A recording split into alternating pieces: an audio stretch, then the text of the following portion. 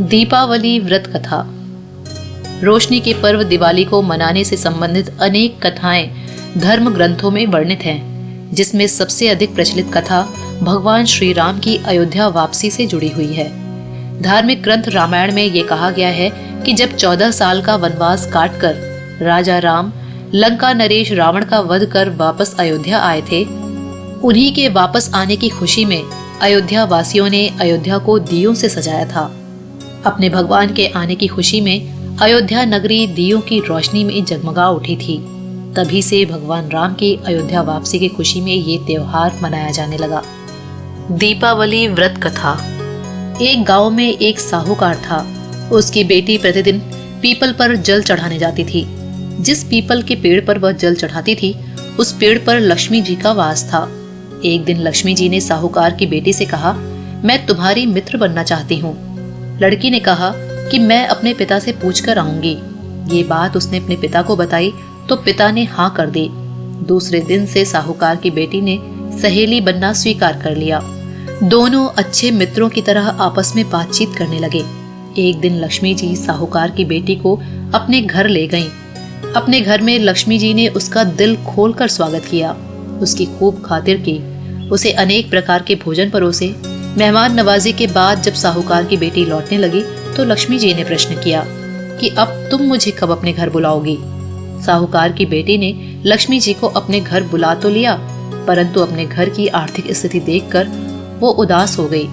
उसे डर लग रहा था कि क्या वो लक्ष्मी जी का स्वागत अच्छे से कर पाएगी।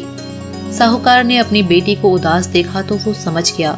उसने अपनी बेटी को समझाया कि तू फौरन मिट्टी से चौका लगाकर साफ सफाई कर, 4 बत्ती के मुख वाला दिया जला और लक्ष्मी जी का नाम लेकर बैठ जा। उसी समय एक चील किसी रानी का नौलखा हार लेकर उसके पास डाल गया। साहूकार की बेटी ने उस हार को बेचकर भोजन की तैयारी की। थोड़ी देर में श्री गणेश के साथ लक्ष्मी जी उसके घर आ गईं। साहूकार की बेटी ने दोनों की खूब सेवा की। उसकी खातिर से लक्ष्मी जी बहुत प्रसन्न हुई और साहूकार बहुत अमीर बन गया। हे लक्ष्मी माता, आपने जैसी कृपा उस साहूकार पर की, वैसी ही कृपा हम सब पर करें। दिवाली पूजन सामग्री। महालक्ष्मी पूजन में केसर, रोली, चावल, पान का पत्ता, सुपारी, फल, फूल, दूध, खील, बताशे, सिंदूर, सूखे मेवे, मिठाई, दही, गंगाजल, धूप, अगरबत्ती, दीपक, रुई, कलावा, नारियल और कलश के लिए एक तांबे का पात्र चाहिए। दिवाली पूजन की तैयारी।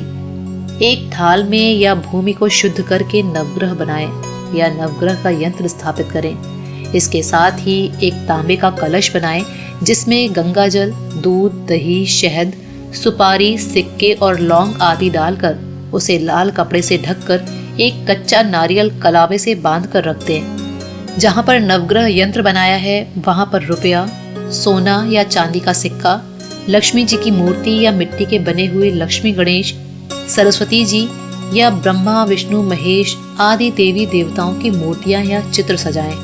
कोई धातु की मूर्ति हो तो उसे साक्षात रूप मानकर दूध, दही और गंगा जल से स्नान कराकर अक्षत, चंदन का श्रृंगार करके फल फूल आदि से सजाएं। इसके दाहिनी ओर एक पंचमुखी दीपक अवश्य जलाएं, जिसमें घी या तिल के तेल का प्रयोग किया जाता है।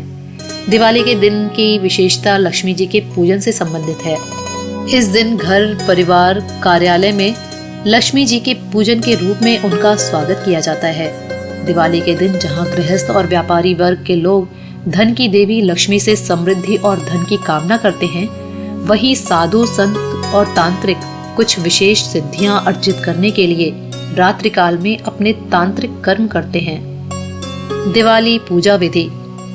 घर के बड़े बुजुर्गों को या नित्य पूजा पाठ करने वालों को महालक्ष्मी पूजन के लिए व्रत रखना चाहिए। घर के सभी सदस्यों को महालक्ष्मी पूजन के समय घर से बाहर नहीं जाना चाहिए। सदस्य स्नान करके पवित्र आसन पर बैठकर आचमन प्राणायाम करके स्वस्ति वाचन करें। फिर गणेश जी का स्मरण कर अपने दाहिने हाथ में गंध, अक्षत, पुष्प, दूर्वा, द्रव्य और जल आदि लेकर दीपावली महोत्सव के निमित्त गणेश, अंबिका, महालक्ष्मी, महासरस्वती, महाकाली कुबेर आदि देवी देवताओं के पूजनार्थ संकल्प करें। कुबेर पूजन करना लाभकारी होता है। कुबेर पूजन करने के लिए सबसे पहले तिजोरी अथवा धन रखने के संदूक पर स्वास्तिक का चिन्ह बनाएं और कुबेर का आह्वान करें। सबसे पहले गणेश और अंबिका का पूजन करें, फिर कलश स्थापन, षोडश मातृका पूजन और नवग्रह पूजन करके महालक्ष्मी आदि देवी देवताओं का पूजन करें। पूजन के बाद सभी सदस्य प्रसन्न मुद्रा में घर में सजावट और आतिशबाजी का आयोजन करें। अब हाथ में अक्षत, पुष्प, जल और धनराशि ले लें। ये सब हाथ में लेकर संकल्प मंत्र को बोलते हुए संकल्प कीजिए, मैं अमुक व्यक्ति, अमुक स्थान और समय पर अमुक देवी देवता की पूजा करने जा रहा हूँ, जिससे मुझे शास्त्रोक्त फल प्राप्त हो।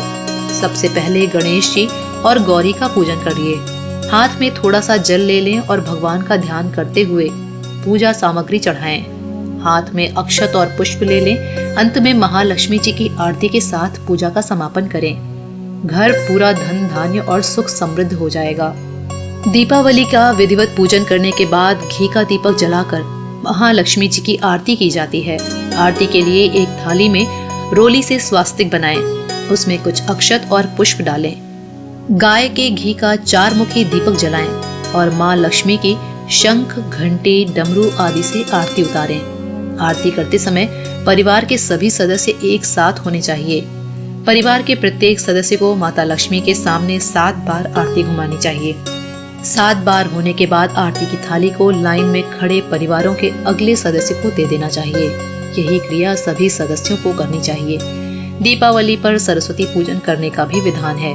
इसके लिए लक्ष्मी पूजन करने के पश्चात माँ सरस्वती का भी पूजन करना चाहिए। दीपावली एवं धन त्रयोदशी पर महालक्ष्मी के पूजन के साथ साथ धनाध्यक्ष कुबेर का भी पूजन किया जाता है। कुबेर पूजन करने से घर में स्थायी संपत्ति में वृद्धि होती है और धन का अभाव दूर होता है।